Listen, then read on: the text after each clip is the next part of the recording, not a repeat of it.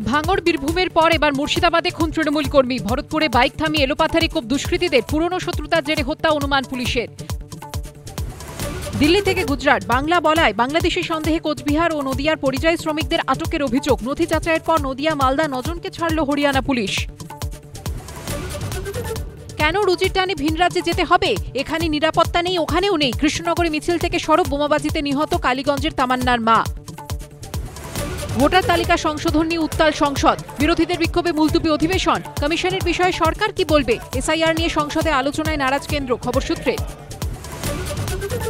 ছোট হচ্ছে ইন্ডাস্ট্রি, তাই অপশন হিসেবে হয়তো রাজনীতির সঙ্গে যোগ। দলের 21-এর মঞ্চে তারকা সমাবেশ নিয়ে বিস্ফোরক তৃণমূল বিধায়ক চিরঞ্জিত।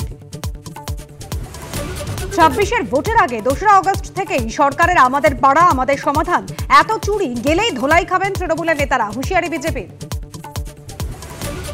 আজ ধনধান্যে সরকারি অনুষ্ঠানে কি বার্তা মুখ্যমন্ত্রীর? প্রধানমন্ত্রীর সভায় ঘোষণা, আজ থেকে পরপর কর্মী বৈঠকে মিঠুন চক্রবর্তী। ঘণ্টাখানিক সঙ্গে সুমন, রাত 8টায়।